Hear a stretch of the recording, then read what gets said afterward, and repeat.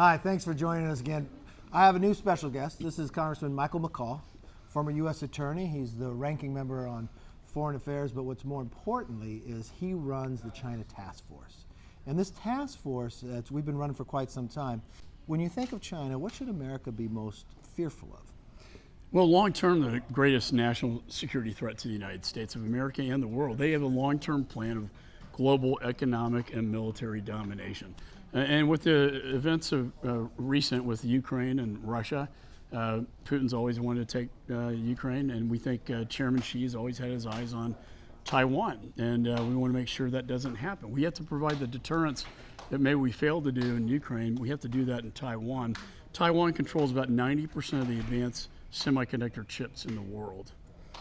Yeah, that's everything from our cars to our computers to our Xboxes to our washing machines. And advanced weapon systems. They can control a lot. And we've watched what they have been able to steal from us through the time.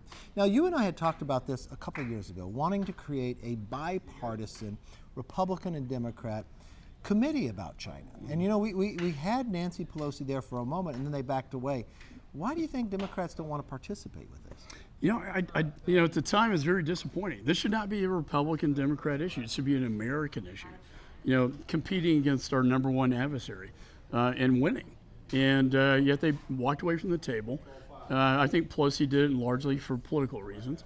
And I don't know what the Chinese have on the Democrats, but this United Front campaign, this lobbyist organization funded by the PRC that advances their agenda, I think needs to be looked at by our Justice Department.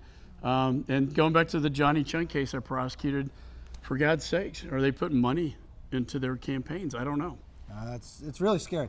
But the interesting thing, you went forward, you had this China task force of a number of members from a microcosm of the conference. But what's most interesting, all the legislation that you came up with, 2/3 of it was bipartisan. Yeah. So what we really need to have is one policy, one American policy, but be able to compete with China on that Republicans and Democrats alike. So it's not flip-flopping with these administrations, but legislatively we're able to lock this in to make sure that they don't take over our critical minerals. I just saw what happened. You know, this administration won't even look at the origins of where COVID started. Right, and I think great idea, leader, the Select Committee on China. I think it's long overdue, and that should be bipartisan. And we can look at issues like the origins of COVID-19. Why haven't we done that under this administration? They don't seem to care or want to look into it. Why aren't we looking at supply chains like medical? We were held hostage, and semiconductors and rare earth minerals that they've cornered 85% of the global market. This is a serious issue long term for the United States, and I think militarily as well as they're looking at the South China Sea.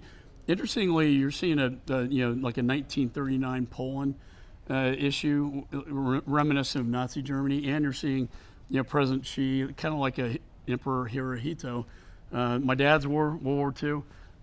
We don't want to see that happen again. No, and that's why your work is so critical, and so many members want to participate. But it's really, if we're going to look for the future, and we want to make sure the next century is the American century, we know China's going to be competition, but we want to have a level competition. And what I'm really fearful of is when we see the Democrats not willing to stand up to it. We're going to have to be united, and that's what this election's about. That's what these ideas are about. So we really want everybody to join with us. And what I would say is thank you for your work. I think being a U.S. attorney before, understanding and who you had to prosecute before, knowing what they were doing, but the work that's going now is really going to make America stronger. So thank you. No, thanks, leader. I appreciate it. Thank you so much.